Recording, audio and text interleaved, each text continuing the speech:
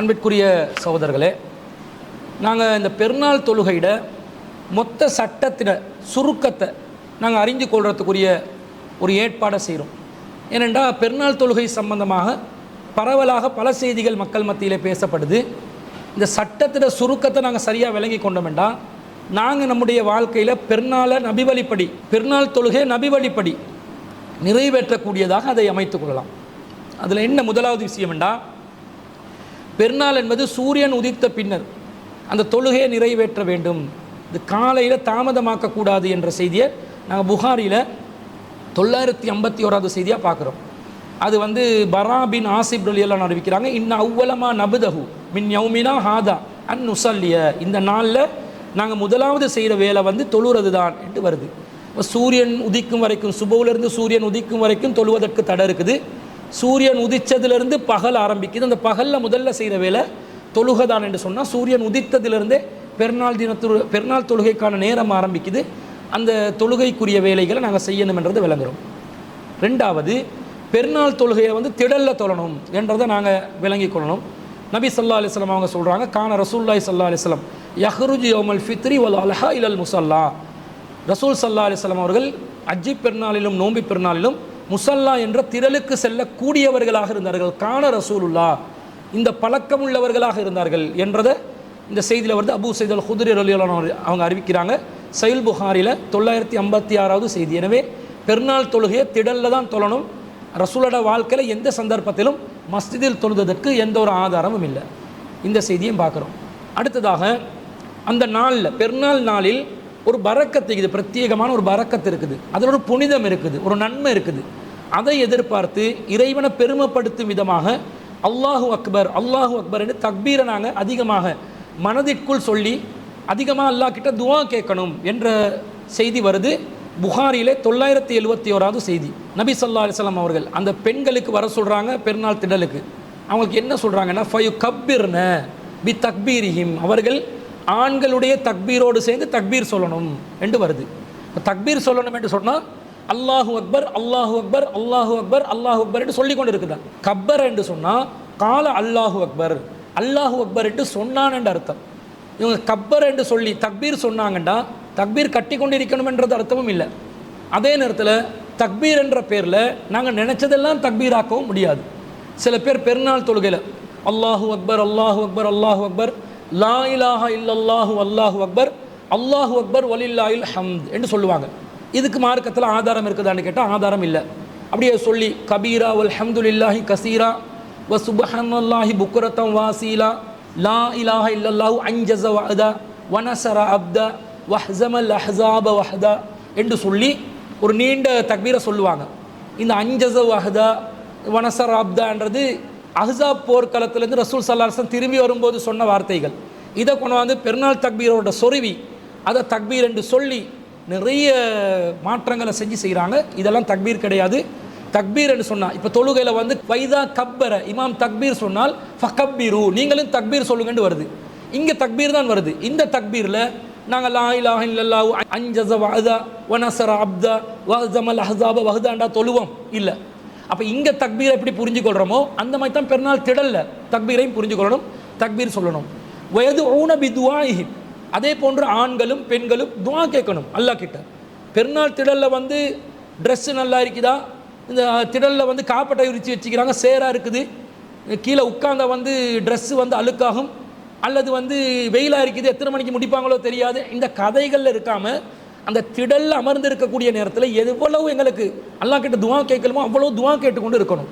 யர்ஜூன பரக்கத்த தாலிக்கல் யௌம வ துஹ்ரதஹு, அந்த நாளில் இருக்கக்கூடிய பரக்கத்தையும் அந்த நாளில் இருக்கக்கூடிய வளத்தையும் தூய்மையையும் அல்லாஹ்விடம் எதிர்பார்க்க வேண்டும். பரக்கத்தையும், அந்த வளம் மறைமான அல்லாஹ்வுடைய அருள் பரக்கத்தையும் தூய்மையும் எதிர்பார்த்தவர்களாக நாங்கள் பிரார்த்தனை செஞ்சு கொண்டிருக்கணும். அந்த நாளில், பெருநாள் நாளில் தனி பரக்கத்து இருக்குது. அப்போ அதிகமாக துவாவில் இருக்கணும். இது திடலில் அதிகமாக செய்யணும் என்றதை இந்த செய்தியில் பார்க்குறோம். அதே போன்று பெண்களுக்கும் அந்த தொழுவும் திடலுக்கு கட்டாயம் வரணும்.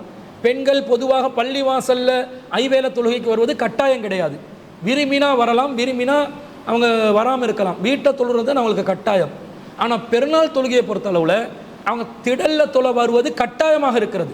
இதே புகாரில 971வது செய்தி உம்மு அத்தியா ரலியல்லாஹு அன்ஹா அறிவிக்கிறாங்க, குன்னா நுமரு அன் நஹ்ருஜ யௌமல் ஈதி, நாங்கள் ஈத் தினத்தில் பெருநாள் தினத்தில் தொழுந்திடலுக்கு செல்லுமாறு கட்டளையிடப்பட்டோம் என்று சொல்றாங்க. கட்டளையிடப்பட்டோம் என்றா கட்டாயமாக பெண்கள் வரணும் என்றது விளங்குது. அப்போ பெருநாள் ஃபர்ல் என்றும் விளங்குது, பெண்கள் திடலுக்கு வருவது கட்டாயம் என்றும் விளங்குது.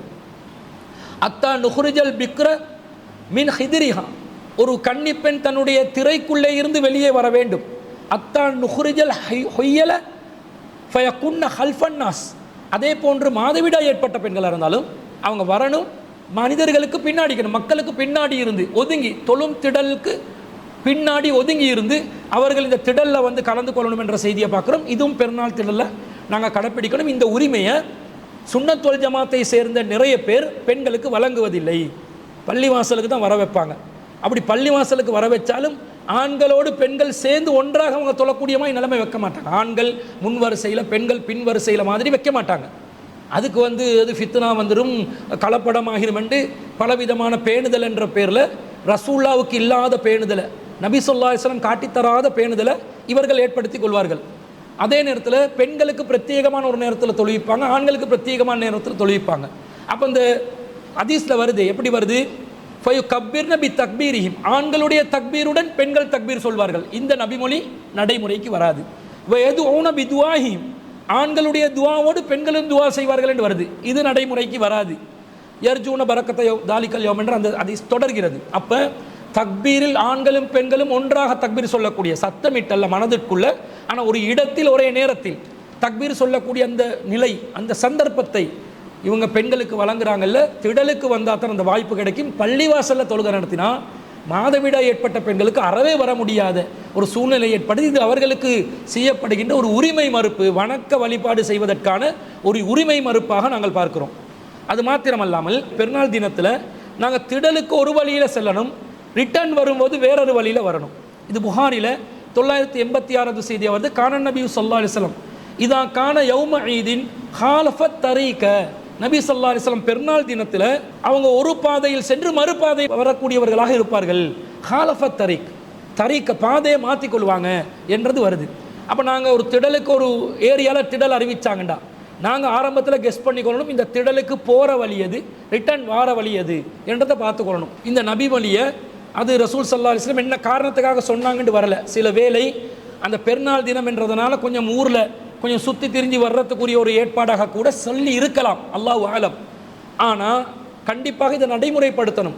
வேறு வழியே இல்லை, ரிட்டர்ன் போகிறதுக்கு நம்மளோட வீட்டுக்கு வந்து ஒரே பாதை தான் இருக்குது, அதில் தான் வந்தே ஆகணும், வேறு மாற்று வழியே இல்லைன்னு சொன்னால் அப்போது லா யுகல்லிஃபுல்லாஹு நஃப்ஸன் இல்லா உஸ்ஸாஹா, எந்த ஒரு ஆத்மாவும் சக்திக்கு மீறி சிரமப்படுத்தப்பட மாட்டார்கள் என்றது விளங்குது. அதே நேரத்தில் நபி ஸல்லல்லாஹு அலைஹி வஸல்லம் அவர்கள் நோம்பு பெருநாள் தினத்தில் திடலுக்கு செல்றதுக்கு முன்னாடி சாப்பிட்டு தான் போவாங்க என்ற செய்தியை புகாரில் 953வது செய்தியாக பார்க்குறோம். கான ரசூலுல்லாஹி ஸல்லல்லாஹு அலைஹி வஸல்லம் லா யகுது யௌமல் ஃபித்ரி ஹத்தா யௌகுல தமராத்தின், நபி ஸல்லல்லாஹு அலைஹி வஸல்லம் அவர்கள் நோம்பு பெருநாள் தினத்தில் திடலுக்கு செல்வதாக இருந்தால் பேரித்தம் பழங்கள் சிலவற்றை சாப்பிடாமல் செல்ல மாட்டார்கள், இது அவர்களுடைய பழக்கம் என்று அனஸ் ரலியல்லாஹு அன்ஹு அவங்க அறிவிக்கக்கூடிய செய்தி புகாரில் 953வது செய்தியாக பதிவு செய்யப்படுது. இப்போ பெருநாள் தினத்தில் எதையாவது சாப்பிட்டு, ஈச்ச பழத்தை சாப்பிட்டு, அல்லது நீங்கள் காலை உணவாக சாண்ட்விச் ஏதாவது தயாரிச்சிங்கன்னா அதை சாப்பிட்டு, அல்லது டீ சாப்பிட்டு ஏதாவது ஒன்று வயிற்றை நிரப்பி கொண்டு அந்த திடலுக்கு போங்க. ரசூல் ஸல்லல்லாஹு அலைஹி வஸல்லம் அதை எப்படி செட்டப் பண்ணுறாங்கன்னா, நாங்கள் 29 நாளோ 30 நாட்களோ பசியில் பட்டினியில் இருந்திருப்போம். அப்போ அந்த மாதிரி ஒரு சூழ்நிலையில் திரும்ப பெருநாள் தினத்திலையும் பசியில் வந்து நாங்கள் வாடிடக்கூடாது என்பதற்காக சாப்பிட்டுட்டு வாங்க என்ற ஒரு மனிதநேயம் உள்ள ஒரு வழிமுறையை நபி ஸல்லல்லாஹு அலைஹி வஸல்லம் அவங்க கற்றுத்தர்றாங்க. இதுவும் பெருநாள் தினத்தில் நாங்கள் கடைப்பிடிக்க வேண்டிய ஒரு நபி வழியாக இருக்கிறது. அதே போல் பெருநாள் தொழுகையில் முன்பின் சுன்னத்தெல்லாம் கிடையாது. பெருநாள் தொழுகைக்கு வந்தால் சில பேர் என்ன செய்வாங்கன்னா திடலில் கூட நின்று தொழுறதை பார்க்குறோம். அப்படி முன்னுக்கும் பின்னுக்கும் சுன்னத்து பெருநாள் தொழுகைக்கு கிடையாது. பள்ளிவாசலுக்கு வந்தாலும் முன்பின் சுன்னத்துன்றது கிடையாது. அப்போ பள்ளிவாசலில் தொழுவது கூடாது, பள்ளிவாசல் தொழுவது மார்க்கம் அனுமதிக்கப்பட்ட ஒன்று அல்ல. ஆனால் சில நிர்பந்தமான சூழ்நிலையில் பள்ளிவாசல்களில் தொழுவதற்குரிய ஏற்பாடு வந்தாலும் முன்பின் சுன்னத் கிடையாது. புகாரியில் 1431வது செய்தி அப்துல்லா இப்னு அப்பாஸ் ரலியல்லாஹு அன்ஹு அவங்க அறிவிக்கிறாங்க, ஹரஜன் நபி ஸல்லல்லாஹு அலைஹி வஸல்லம் யௌம ஈதின், ரசூலுல்லாஹ் பெருநாள் தினத்திலே வெளியேறினார்கள். ஃபஸல்லா ரகாத்தைனி, 2 ரகாத் மக்களுக்கு தொழுகை நடத்தினார்கள். லம் யுஸல்லி கபுலு வலா பஅது, அதற்கு முன்னும் பின்னும் எந்த தொழுகையுமே தொழவில்லை என்று தெளிவாக நேரடியாக செய்தி வருகிறது. அப்போ நாங்கள் இந்த அடிப்படையில் முன்பின் சுன்னத்துகள் பெருநாளைக்கு இல்லை என்றதை விளங்கி அதை தொழுவதை விட்டு நாம் தவிர்த்து கொள்ள வேண்டும். அதே போன்று இந்த பெருநாள் தொழுகைக்கு ஏனைய தொழுகைகளுக்கு போல பாங்கு இக்காமத் என்பது கிடையாது. இந்த அபூதாவுதில் 969வது செய்தியாக வருது. சல்லைத்துமான் நபி ஸல்லல்லாஹு அலைஹி வஸல்லம் கைர மர்ரத்தின் வலா மர்ரத்தைனில் ஈதைனி பிகைரி ஆதானின் வலா இக்காமத்தின். நான் ரசூல்லாவுடன் ஒரு தடவையோ 2 தடவையோ அவங்களுக்கு பின்னாடி இருந்து பெருநாள் தொழுகையை தொழுந்திருக்கிறேன், அதில் பாங்கோ இக்காமத்தோ இருக்கவில்லை என்று வருகிறது. அப்போ ஜாபிர் இப்னு சமுரா ரலியல்லாஹு அன்ஹு தான் இந்த ஹதீஸ் அறிவிக்கிறாங்க. அப்போ ரசூல்லா பெருநாள் தினத்தில் பாங்கு இக்காமத் சொல்லாமல் தான் தொழுது இருக்கிறாங்கன்றது இதன் மூலம் நாங்கள் அறிந்து கொள்கிறோம். அதே போன்று 2 ரக்காத்துகள் தொழணும். அதில் முதல் ரக்காத்தில் 7 தக்பீர்களும், இரண்டாவது ரக்காத்தில் 5 தக்பீர்களும், மொத்தம் 12 தக்பீர்கள் என்று அஹ்மதில் 6401வது செய்தி வருது. கப்பரஃபி ஈதின் சிந்தை அஸ்ரத தக்பீரத்தன் ஃபில் ஊலா வ ஹம்சன் ஃபில் ஆஹிரா. ரசூல் ஸல்லல்லாஹு அலைஹி வஸல்லம் பெருநாள் தினத்தில் 12 தக்பீர்கள் கூறினார்கள். முதலாவது ரக்காத்தில் 7 தக்பீர்களும், அடுத்த ரக்காத்தில் இரண்டாவது ரக்காத்தில் 5 தக்பீர்களும் கூறினார்கள் என்ற செய்தியை அஹ்மதில் 6401வது செய்தியை அப்துல்லா இப்னு அம்ர் இப்னு அல் ஆஸ் ரலியல்லாஹு அன்ஹு அவர்கள் அறிவிக்கிறார்கள். இப்போ பொதுவாக இந்த தக்பீர்களை பொறுத்தளவில் இந்த 12 தக்பீர் என்பது எக்ஸ்ட்ராவாக உள்ள தக்பீராக நாங்கள் விளங்கிக் கொள்ள வேண்டும், கூடுதலான தக்பீர். ஏனென்று சொன்னால் இப்போ இதில் பொதுவாக தக்பீர் சொன்னாங்கன்னு தான் வருது. நபி ஸல்லல்லாஹு அலைஹி வஸல்லம் கப்பர ஃபி ஈதின், ரசூலுல்லாஹ் ஈத் தினத்தில் தக்பீர் சொன்னார்கள். சிந்தை அசரத்த தக்பீரத்தன் 12 தக்பீர் சொன்னார்கள். முதல்ல 7, ரெண்டாவதுல 5 என்று வருது. இந்த 7ம் 5ம் வருது, எதில் வருது, எந்த இடத்துல தக்பீர் என்றது வருகிறதா? வரலை. இப்போ அல்லாஹு அக்பர் என்று ஆரம்பத்தில் தொழுகையில் நாங்கள் தக்பீர் தஹரீமாக்கு சொல்லுவோம். அந்த தக்பீர் இதில் உள்ளடக்கப்படுமா என்றதை பார்க்கணும். படுமா இல்லைன்றது எதை வச்சு முடிவு செய்யணும்? நாங்கள் ஆரம்பத்தில் அல்லாஹு அக்பர் என்று தக்பீர் தஹரீமால சொல்கிறோம். பிறகு 7 தக்பீர், அதான் 6 வைங்களே, ருக்கூக்கு போகும்போது தக்பீர் சொல்லுவோம். திரும்ப சமி அல்லாஹு லிமன் ஹம்தா, திரும்ப சுஜூதுக்கு போகும்போது தக்பீர் அல்லாஹு அக்பர்னு தான் போவோம். திரும்ப 2 சுஜூதுக்கு இடையில இருப்புலையும் தக்பீர், 2வது சுஜூதுக்கும் தக்பீர், மீண்டும் எழும்பும் போதும் தக்பீர். அப்போ ஒரு தொழுகையில் ஒரு ரக்காத்தில் 7 தக்பீர் மட்டும்தான் வருதா? கிட்டத்தட்ட 12-13 தக்பீர் வருது. அப்போ இதிலிருந்து என்ன விளங்குறோம்? ரசூல்லா 7 தக்பீர் முதல் ரக்காத்தில் சொன்னாங்கண்டா கூடுதலான 7 தக்பீர்கள் சொன்னாங்க. தக்பீர் தஹரீமாவை தவிர்ந்த 7 தக்பீர்களும், ருக்கூவில் உள்ள தக்பீரை தவிர்ந்த 7 தக்பீர்கள், சுஜூதுக்கு போகிற தக்பீரை தவிர்ந்த 7 தக்பீர்கள் என்று விளங்குதா இல்லையா? இப்படி பார்க்கும்போது ஆரம்பத்தில் அல்லாஹு அக்பர் என்று நாங்கள் தக்பீர் தஹரீமாவை சொல்லி 2 கைகளை நெஞ்சின் மீது வைத்து, அதான் நபி வழி வைத்து விட்டு பிறகு என்ன செய்யணும்? 7 தக்பீர்கள் எக்ஸ்ட்ரா சொல்லணும். சுஜூதிலிருந்து 2வது ரக்காத்துக்கு நாங்கள் எழுப்பும்போது ஒரு தக்பீர் சொல்லுவோம், அந்த தக்பீர் போக எக்ஸ்ட்ரா 5 சொல்லணும். அப்போ எப்படி இது காட்சி எப்படி இருக்கும் என்று சொன்னால், முதல் தக்பீருடைய நிலையில் நின்று கொண்டிருக்கக்கூடிய நிலையில் 8 தக்பீர் போலையும், 2வது நின்று கொண்டிருக்கக்கூடிய நிலையில் 6 தக்பீர் போலையும் காட்சி அளிக்கும். ஆனால் உண்மையிலே அது 7 தக்பீரும் 5 தக்பீரும் தான் என்பதை நாங்கள் இதன் மூலம் புரிந்து கொள்ள வேண்டும். அதே போன்று 2 சூறாக்கள் ரசூலா பொதுவாக சுன்னத்தான முறையில் ஓதுவாங்க. முதல் ரக்காத்தில் சப்பி இஸ்ம ரப்பிக்கல் அலா, 2வது ரக்காத்தில் ஹல் அத்தாக்க ஹதீசுல் ஹாசியாண்டு வரக்கூடிய சூறாவை ஓதுவாங்க. 87வது அத்தியாயம், 88வது அத்தியாயம். இந்த செய்தி சஹீஹ் முஸ்லிமில் 1592வது செய்தியாக நுஅமான் பின் பஷீர் ரலியல்லாஹு அன்ஹு அறிவிக்கிறாங்க. கான ரசூலுல்லாஹி ஸல்லல்லாஹு அலைஹி வஸல்லம் யக்ரஉ ஃபில் ஈதைனி வ ஃபில் ஜும்ஆத்தி. ரசூலுல்லாஹ் பெருநாளையும் ஜும்மாலையும் சப்பி இஸ்ம ரப்பிக்கல் அலா, சப்பி இஸ்ம ரப்பிக்கல் அலா ஓதுவாங்க. வஹல் அத்தாக்க ஹதீசுல் ஹாசியா, அல்லா தாக்க ஹதீசுல் ஹாசியா ஓதுவாங்க. வ இதஜ்தமா அல் ஈது வல் ஜும்ஆத்து, ஜும்மாவும் பெருநாளும் ஒரே நாளில் வந்தா, ஃபி யௌமின் வாஹிதின் ஒரே நாளில் வந்தா, யக்ரவு பிஹிமா ஐலன் ஃபி ஸலாத்தைனி, அந்த 2 தொழுகையிலுமே இந்த சூறாக்களை தான் ஓதுவாங்க. அப்போ கூடுதலாக வலியுறுத்தப்பட்ட ஒரு சூறாக்களாக இருக்குது. வேறு சூறாக்களும் ஓதிக்கொள்ளலாம். இது நபி வழி சுன்னத்தாக வரக்கூடிய ஒரு வழிகாட்டலாக இருக்கிறத நாங்கள் பார்க்குறோம். வேறொரு அறிவிப்பில் வருது, சஹீஹ் முஸ்லிமில் 1618வது செய்தியாக வருகிறது. ஃபக்குல் தூ சாலனி உமர் இப்னுல் ஹத்தாப அம்மா கராபி ரசூலுல்லாஹி ஸல்லல்லாஹு அலைஹி வஸல்லம் ஃபி யௌமி ஈதின். ரசூல் ஸல்லல்லாஹு அலைஹி வஸல்லம் அவர்கள் பெருநாள் தினத்தில் என்ன ஓதினார்கள் என்று உமர் இப்னு ஹத்தாப் ரலியல்லாஹு அன்ஹு அவர்களிடம் விசாரிக்கப்பட்டது. உமர் ரலியல்லாஹு அன்ஹு அவர்கள் கேட்டார்கள். அப்போ இவர் சொல்கிறார், யார் அறிவிப்பாளர்? அபு வாக்கித் அவுஃப் பின் அல் ஹாரிஸ் அல் லைசி ரலியல்லாஹு அன்ஹு அவங்க சொல்கிறாங்க, ஃபக்குல் தூ பி இக்தரபத்தி ஸாஅத்து வ காஃப் வல் குர்ஆனில் மஜீத், இக்தரபத்தி சாத் என்ற 54வது அத்தியாயத்தையும் காஃப் வல் குர்ஆனில் மஜீத் என்ற 50வது அத்தியாயத்தையும் பெருநாள் தொழுகையில் ரசூல் ஸல்லல்லாஹு அலைஹி வஸல்லம் ஓதினாங்கன்னு சொல்லி இன்னொரு நபித்தோழர் அறிவிக்கிறார். அப்போ அதிகமான அறிவிப்புகளில் சப்பி ஹிஸ்ம ரப்பிக்கல் ஆலாவும் அல்ஹத்தாக்கா தீசூர் ஹாஷியாவும் தான் வருகிறது. அதே நேரத்தில் ஒரு நபித்தோழர் அறிவிப்பதனால இக்தரபத்தி சாத் ஒன் சக்கல் கமர் என்பதும் அதே போன்று காஃப் வல் குர்ஆன் மஜீத் என்பதையும் ஓதிக்கொள்ளலாம். ஒரு விதிவிலக்காக இதுகளையும் என்ன செய்யணும், பெருநாள் திடல்களில் நாங்கள் ஓதிக்கொள்வதற்கு பழக்கப்பட்டு கொள்ள வேண்டும் என்பதை பார்க்கிறோம். அதே போன்று 2 பெருநாள் தொழுகையிலும் திடலில் தொழும்போது இமாமுக்கு முன்னால் ஏதாவது ஒரு தடுப்பு வச்சுக்கொள்ளணும், ஒரு தடுப்பாக வைக்கணும் என்றது ஹதீஸில் வருது. கானன் நபியு ஸல்லல்லாஹு அலைஹி வஸல்லம் யஅது இலல் முஸல்லா, ரசூலுல்லாஹ் ஆரம்பத்திலேயே காலையிலே தொழும் திடலுக்கு புறப்படுவாங்க. வல் அனஸத்து பைன யதைஹி, ரசூல் ஸல்லல்லாஹு அலைஹி வஸல்லம் அவர்களுக்கு முன்னாடி துஹமலு வ துன்சபு பில் முஸல்லா, நபி ஸல்லல்லாஹு அலைஹி வஸல்லம் அவர்களுக்கு முன்னாடி ரசூலுல்லாவுக்கும் அந்த தொழும் திடலுக்கும் உள்ள அந்த இடத்துக்கு மத்தியில் அந்த கைத்தடி நட்டி வைக்கப்படும். ஃபயுசல்லிய இலைஹா, ரசூல் ஸல்லல்லாஹு அலைஹி வஸல்லம் தொழும்போது அதை நோக்கி தான் தொழுவார்கள் என்ற செய்தி அப்துல்லா இப்னு உமர் ரலியல்லாஹு அன்ஹு அவர்கள் அறிவிக்கிறார்கள். புகாரில் 973வது செய்தியாக பதிவு செய்யப்பட்டிருக்கிறது. அப்போ ஒரு தடுப்பாக சுத்ராவாக நாங்கள் எப்போது தொழுவதாக இருந்தாலும், ஒரு பள்ளி வாசலுக்கு சென்று தொழுவதாக இருந்தாலும் யாரும் நம்மை கடந்து செல்லக்கூடிய விதத்தில் தொழுகைகளை நடத்தி கொள்ளக்கூடாது.